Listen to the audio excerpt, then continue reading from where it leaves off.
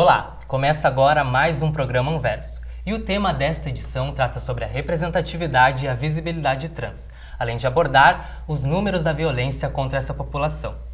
2016 foi o ano mais violento para os LGBTs desde a década de 1970. O Brasil foi considerado o país mais transfóbico do mundo, ocupando o primeiro lugar no ranking elaborado pela Rede Europeia Transgender Europe. No ano passado, a Rede Trans Brasil contabilizou 144 assassinatos contra a população trans aqui no país. Mas o ano de 2017 já superou esse índice. Até o dia de hoje, 24 de outubro, 166 mortes de travestis e transexuais já foram registradas. E para falar sobre esse assunto, estão aqui a professora do Centro Universitário Franciscano, Marta Souza, a artista visual Elida Bernardini e o acadêmico de design de produto, Aleph Mustafa. Obrigada pela presença de todos. Então a gente começa com a pergunta sobre esses dados das estatísticas elaboradas pela Rede Trans Brasil. No ano passado a gente teve 144 assassinatos, ocupando o primeiro lugar no ranking, e o segundo lugar foi ocupado pelo México com 52 casos. A que se deve isso aqui no Brasil? São várias questões, é um assunto bem complexo. Mas eu só queria salientar que esses dados ainda estão subnotificados, né?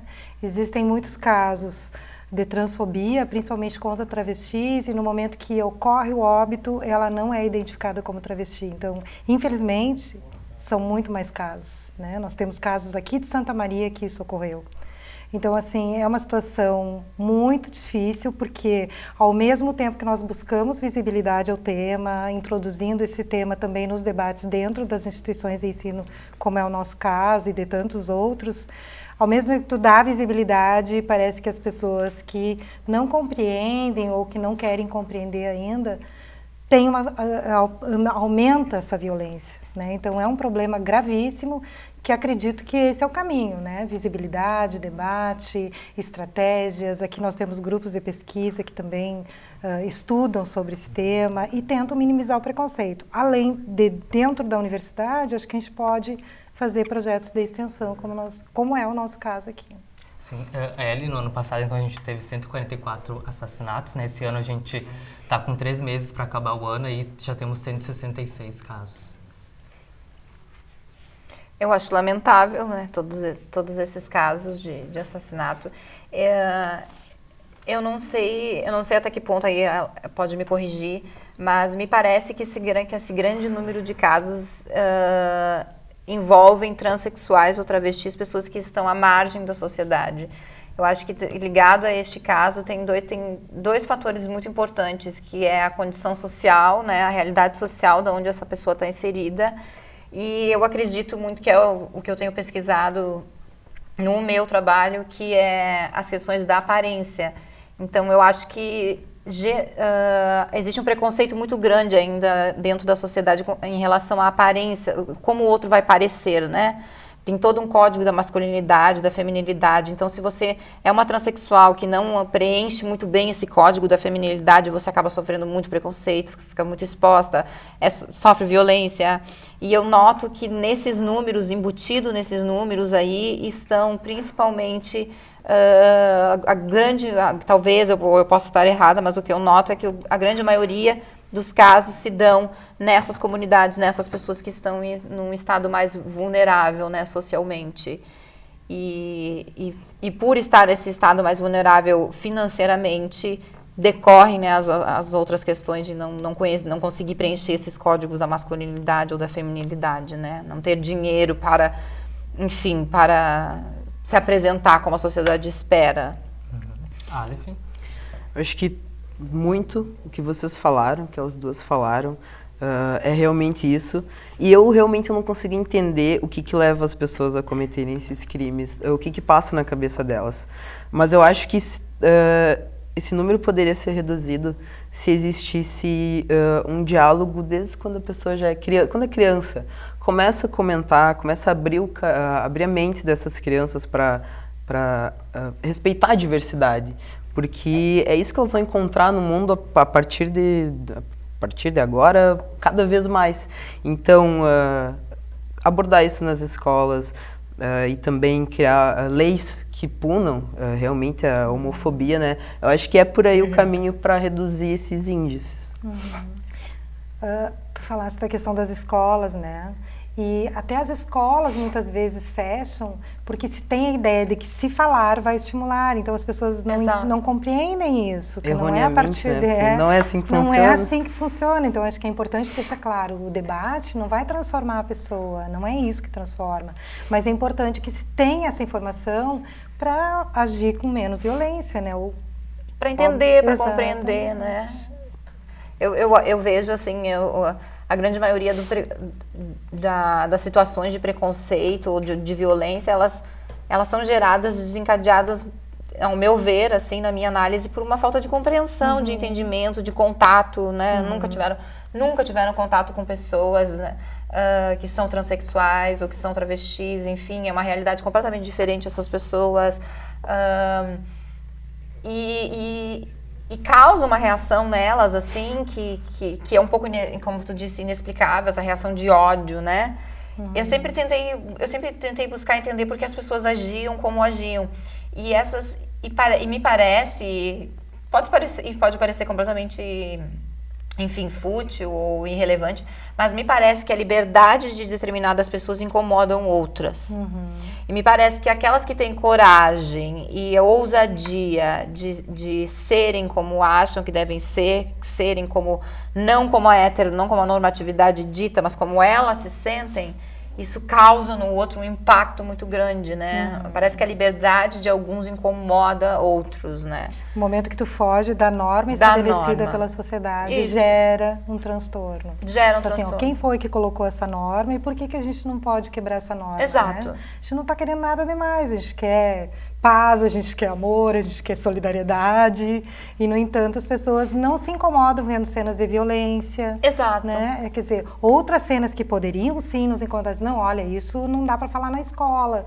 Não, aí tranquilamente. Os desenhos infantis são muito violentos, se a gente for analisar, são extremamente violentos. A morte é banalizada, né? O ato de os personagens, eles morrem o tempo todo. Mas isso não é uma preocupação. Mas não é uma preocupação, né? Afinal, não estão falando em gênero, tá bom. Eu acho que a Ellie pode contribuir também nessa questão da arte.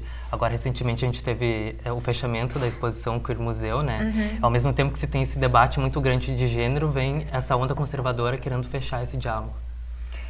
Porque eu acho que quando isso é levado a público, como eu falei, quando os outros percebem que tem uma camada, que tem um grupo de pessoas que agem de uma forma, ou que pensam de uma forma que foge essa normatividade, a tendência desse grupo é reprimir esses outros, né? Eu não sei, me parece meio que uma competição social, assim, por espaço, né? Mas não é uma competição social por espaços, né?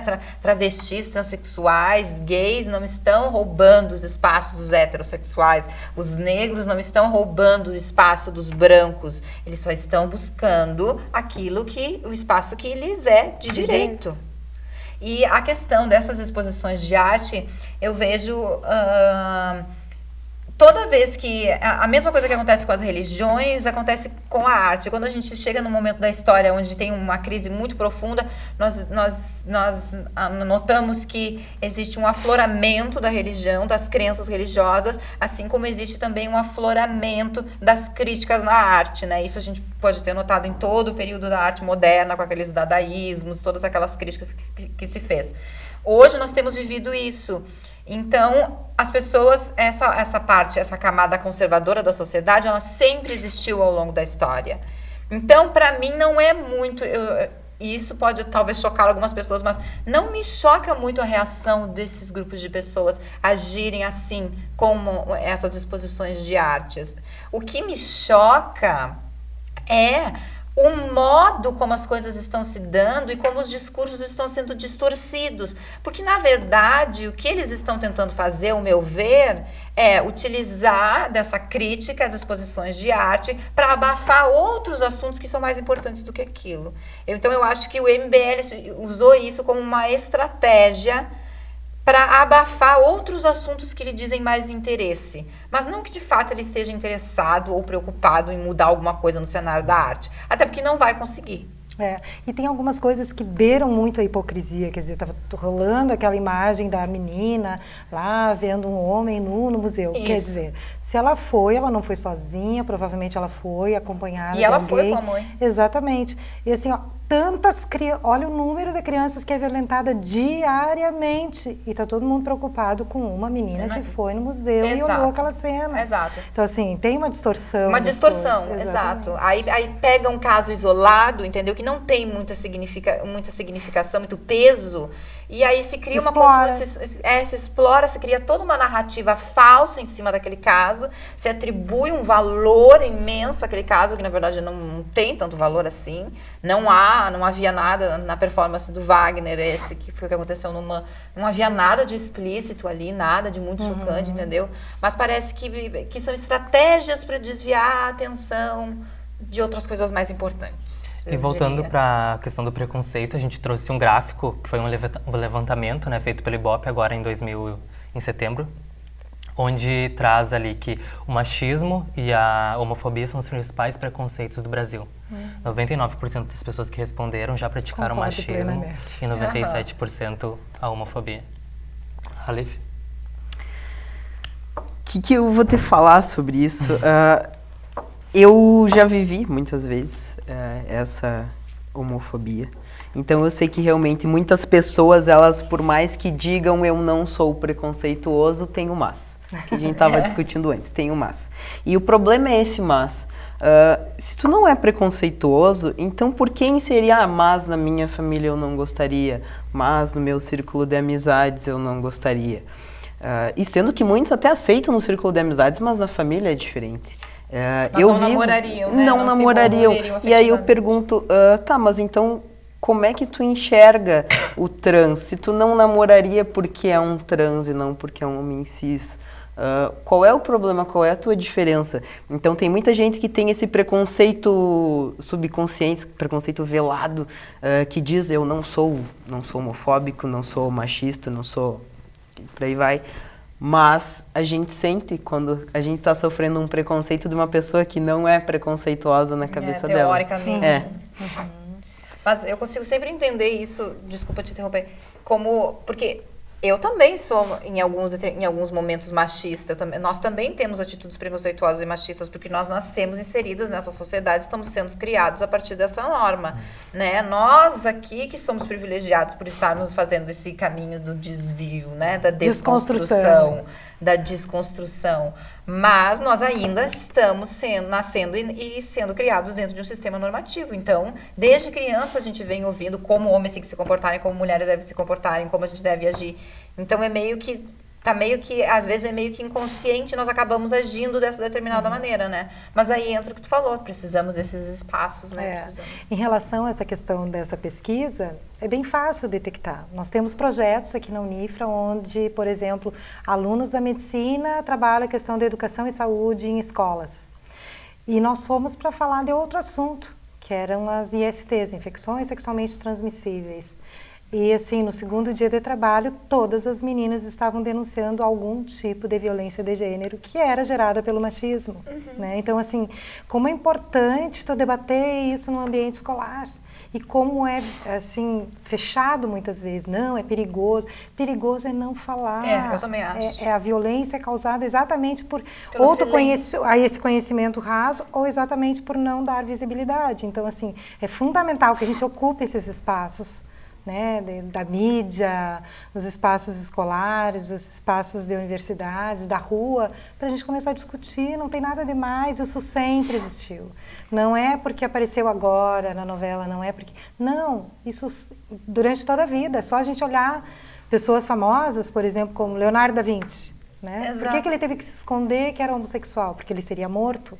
Então, assim, na história está repleto de casos assim. Só que a gente... A própria formação da sociedade grega, como os meninos eram... Isso chocaria. É que eu não entendo. As pessoas vão ao museu e se chocam com um quadro nu, ou com, sei lá, com um pênis, com um órgão genital, mas se elas soubessem como era, como os pais criavam os seus filhos, como era a iniciação sexual dos garotos na Grécia Antiga, elas ficariam chocadíssimas, né? Esses garotos eram iniciados pelos seus anciões, por homens mais velhos.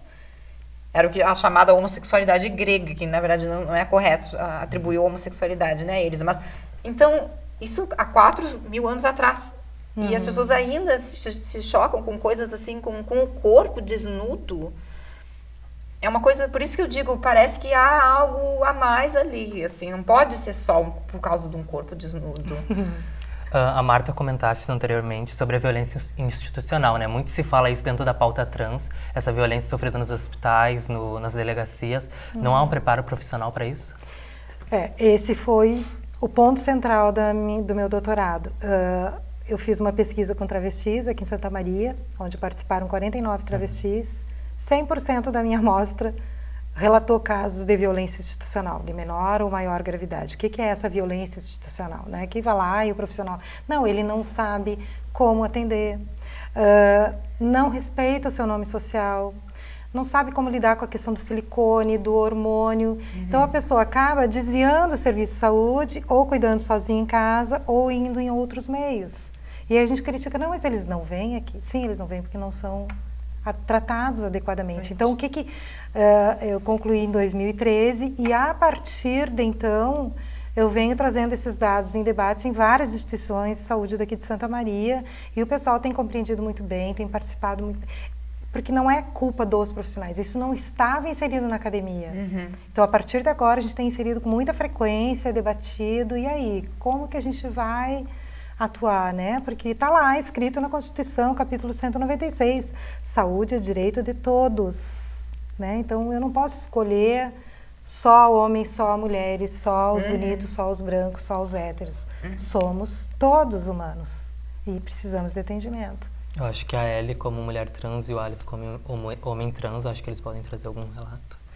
Eu gosto de trazer, assim, ó, eu nunca me submeti, eu nunca tomei hormônios, eu nunca me submeti a nenhuma cirurgia corretiva, já dei inúmeras entrevistas, eu sempre digo que desde criança eu nunca me vi nem como homem, nem como mulher, eu nunca senti a necessidade de querer ser homem ou de querer ser mulher. Então, por exemplo, não me incomodo em ter o meu nome de registro na minha certidão de nascimento, não me incomodo que esteja lá masculino. São coisas que não me incomodam, porque eu também não me vejo como feminina. Então. Mas tem uma questão assim, eu já tive que ir na delegacia em situações, por exemplo, de barulho de vizinho, onde eu tinha que fazer um BO por causa do barulho do vizinho, alguma coisa assim. E eu sempre conto essas histórias que são, na verdade, que é uma história de privilégios. Eu fui muito privilegiada pela aparência. Por socialmente passar como mulher, ser vista pela sociedade como mulher, e isso vem desde a infância, eu não sofri alguns determinados tipos de preconceitos, assim. Na rua eu não sofro preconceito, eu não ouço piadas, porque eu sou vista, tida como uma mulher. As pessoas se chocam, inclusive, quando descobrem que, na verdade, eu não sou uma mulher. O choque vem sempre a partir disso. E eu nunca eu não tenho nenhum caso onde eu tenha sido destratada, muito pelo contrário. Quando eu fui na delegacia, quando o policial viu, quando eu entreguei meus documentos para ele e ele viu que eu não era mulher, ele, inclusive, perguntou para mim como eu gostaria de ser tratada. Então, é por isso que eu digo que esses dois fatores, o financeiro e a aparência, a classe social onde você está inserida, né, aquele sobrenome que constava ali, e a aparência, são coisas assim, ó, cria uma barreira, um abismo que separa os corpos, mesmo que eles sejam iguais, né? Eu sou uma transexual e existe uma outra transexual.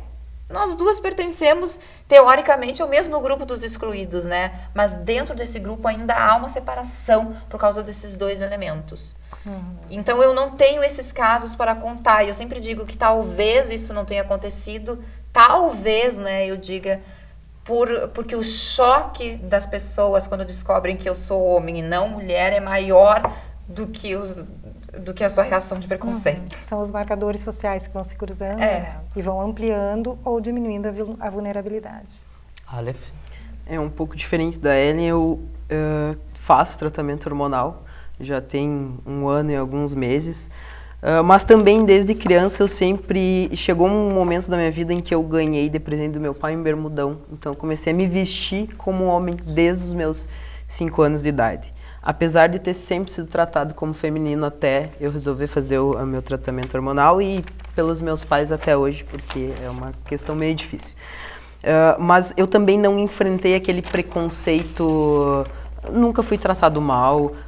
Hoje em dia eu frequento lojas, eu vou no provador masculino sem problemas, eu frequento banheiros de lugar público, masculino, sem problemas também. Então eu nunca sofri aquilo, mas quando eu não era um homem trans, quando eu era uma mulher homossexual, eu ouvi muitas piadinhas na rua, em festas. Quando eu saía com a minha namorada na época, eram os homens demonstrando que porque o que eles tinham no meio, eles apontavam para a genital deles e falavam, eu sou mais que tu. E perguntavam também para minha namorada, se tu namora uma pessoa que parece um homem, por que tu não namora um homem então?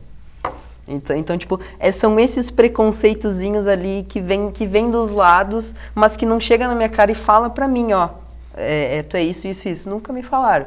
Espero que não aconteça, né? Mas eu sei que a realidade é muita gente e isso me entristece muito, até quando eu leio comentários para outras pessoas, me dá uma vontade de assim, ir lá e defender e falar e dar cara a tapa. Mas não adianta. Tem muitas pessoas que fazem isso e não adianta. Tu nunca não vai conseguir brigar, colocar dentro da cabeça de uma pessoa a tua opinião sem explicar para ela o contexto do porquê que isso acontece. Agora a novela Força do Querer, né? Força do Querer está proporcionando esse debate na TV aberta sobre a população trans. E a gente foi às ruas da cidade perguntar para as pessoas qual a reação delas se tivessem um filho trans. Então a gente vai soltar agora a nossa enquete. Eu passei a minha vida toda brigando com meu corpo, não aceitando ele. Esse corpo não é meu, foi um engano. Que droga é essa que você tá tomando, Ivana? Mãe, me escuta. Por favor, você nunca me escuta. Gente, deixa ela falar. Deixa ela delirar, você quer dizer, né? Porque isso é delírio. Não, isso é delírio, não tem outro nome. Não, chama o psiquiatra logo. Vocês pensam que é fácil pra mim dizer isso pra vocês? Vocês pensam que é fácil pra mim viver isso? Ivana, calma. Tem que contar com calma, lembra? E você, hein, Simone? Que eu sempre achei que fosse tão equilibrada. Para, chega! Ivana, de onde você tira essa ideia absurda? Pai, eu só tô pedindo pra vocês me escutarem. Só isso. Nada, pai, surtou, não tá vendo que ela tá surtando? Eu não sou uma mulher! Eu sou um homem! Eu nunca fui uma mulher! Nunca! Então você tá assumindo que é lésbica, é isso? Não, eu não sou lésbica. Eu sou um homem que nasceu assim, nesse corpo errado. Um surto psicótico, Eugênio! É um surto psicótico! Só pode ser! Ela é um transgênero. Eu te expliquei o que é isso, lembra? A novela Força do Querer, da Rede Globo, apresenta o personagem Ivan, um garoto transexual. Em meio ao processo de transição abordado pela telenovela, a relação entre Ivan e sua família também é retratada. E para saber a opinião dos santamarienses, nós fomos às ruas e perguntamos: qual seria a sua reação ao saber que seu filho ou filha é uma pessoa trans?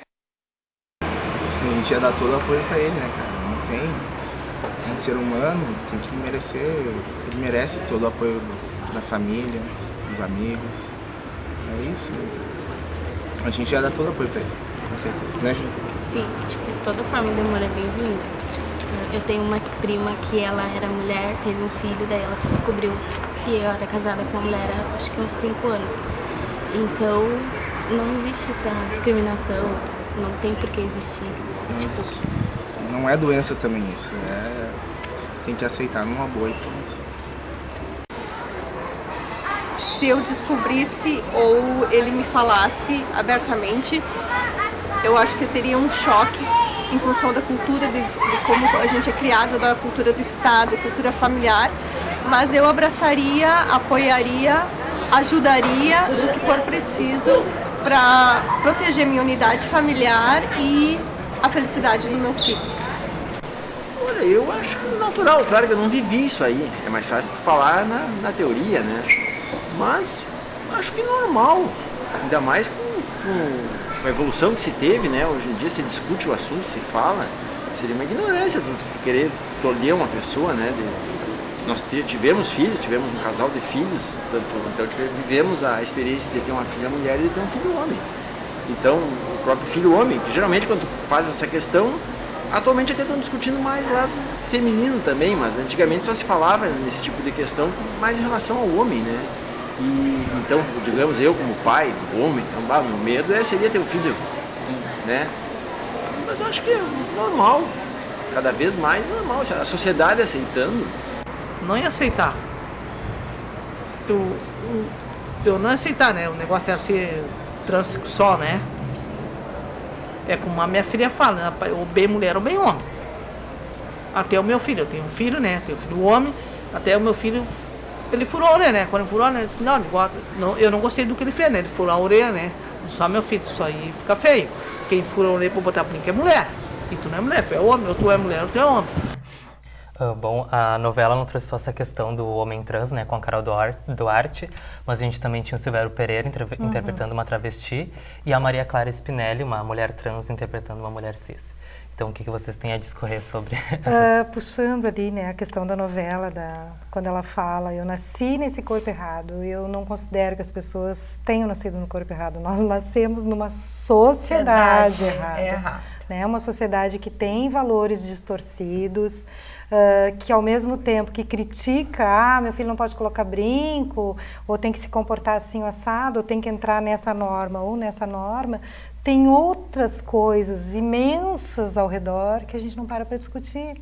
Então, se a gente for olhar só para o dado inicial, que tu fala aqui de violência, tirando das pessoas LGBT, o quanto as crianças já começam se violentando, isso é naturalizado, é só olhar os brinquedos, né? Quantos brinquedinhos de arma, de tiro, joguinho de videogame, todo mundo fala, olha que lindo aquele joguinho, né? Quer dizer, tu tá também no caso, aí sim, tu pode escolher se tu é honesto, se tu é justo, se tu é corrupto ou não. Agora, a questão da sexualidade, do gênero, não é assim que se escolhe. Não. Então, eu fico chocada ainda quando eu sei que tem muitas pessoas que ainda não entendem, mas o convite é esse. Quem não entende, vamos conversar, né? Tem muita coisa para ser conversada, porque no momento que tu entende, o preconceito diminui. Então, acho que é esse o passo que a gente está dando agora. Eu gosto muito de trazer a diferença, eu sei que é uma diferença questionada dentro do movimento feminista, mas eu acho ela pertinente para ajudar algumas pessoas a entenderem a diferença entre sexo e gênero. Eu vejo que o sexo é aquilo que é determinado no nascimento da pessoa e tem a ver com o órgão genital dela. Então, você é definido como macho porque você tem um órgão genital masculino. Ela é definida como fêmea porque tem um órgão genital feminino. Agora, o gênero, não. O gênero é uma construção social que vai se dar ao longo da vida daquela pessoa mediante a assimilação de determinados códigos, né? O reforço, a repetição desses códigos. O que são esses códigos? É o ser homem e o ser mulher. O que significa isso? São as roupas de homem, os jeitos que o homem age, ou as roupas de mulher, as coisas que são designadas para a mulher, como a mulher deve agir. São esses códigos. Então, se as pessoas não obedecem o código da masculinidade, não agem como homem, ou se não obedecem o código da feminilidade, não agem como mulher, acontecem esses problemas, né? Esses equívocos, assim, esses preconceitos. Mas, na verdade, é absolutamente, para mim, coerente o que um homem, que a gente possa falar de um homem com vagina ou de uma mulher com pênis, porque ser homem e ser mulher é uma construção. E tem muitas pessoas que não se dão conta disso. Elas, na verdade, elas vêm reproduzindo esses códigos ao longo das suas vidas. Quando elas dizem não, quando um homem diz não, como ela disse ali na entrevista, meu filho não pode furar a orelha, eu não gostei quando meu filho furou a orelha. Porque dentro da sociedade, essa prática, ela é determinada como uma prática feminina. Usar brincos na orelha é determinado como uma prática feminina. Então, quando esse homem, esse menino, começa a assumir códigos que são do universo feminino, isso acaba entrando em conflito, né? E aí a mãe acaba vendo, mas isso não vai tornar ele menos homem ou mais homem, porque isso é só um código, é algo artificial. Aleph. Trazendo a questão da novela, então, eu achei muito importante eles abordarem as três questões, transformista, colocarem uma trans para fazer um papel de mulher cis, colocarem a história do homem trans, apesar de não ser, não me representar a história do Ivan, porque a minha história é um pouco diferente, ela mostra para a sociedade, é uma novela em horário nobre. Então, de janeiro, um pouquinho ali, antes da novela começar, para agora, no final, a quantidade de pessoas que entendem o que é um homem trans, o que é uma mulher trans, que antes simplesmente não sabiam, me tratavam como mulher trans. E eu sou um homem trans, tratavam mulheres trans como um homem trans, mas não é. Então, a novela teve 100% de importância para a sociedade hoje entender melhor. Então, pessoas que antes não sabiam o que eu era, me perguntavam, hoje eu digo, lembra da novela? Então, e as pessoas também puxam essa questão, muitos vieram me falar comigo durante as cenas da novela, tá dando a cena do Ivan, me lembrei de ti. Isso me deixa muito feliz, porque eu acho que é a partir daí, colocar na mídia, colocar para as pessoas verem, porque as pessoas não vão atrás da informação. Se tu não leva a informação para as pessoas, elas não... Qual é o interesse delas em procurar o que é trans? Se não tem na família, não tem nada, se não é... Então, trazendo, colocando para elas ver, disponibilizando isso de uma forma fácil, eu acho que é a partir daí que a gente vai para uma sociedade um pouquinho melhor. Tá bem, muito obrigado pela contribuição de todos. O programa Anverso fica por aqui. Encerramos o debate desta edição do programa, mas não finalizamos a discussão da temática. Estamos passando por um momento importante de visibilidade e representatividade LGBT, mas ainda há um longo caminho a percorrer. E esse caminho deve ser percorrido com muito diálogo para, assim, desconstruirmos ideias preconceituosas, lutar contra a violência, garantir direito, igualdade e, acima de tudo, respeito. E para finalizar, se você sofreu algum caso de LGBTfobia, denuncie. Ligue para o 190, o número da Polícia Militar, ou o Disque 100, do Departamento de Ouvidoria Nacional dos Direitos Humanos. Muito obrigado pela presença e contribuição de todos. Obrigada. Tchau, tchau.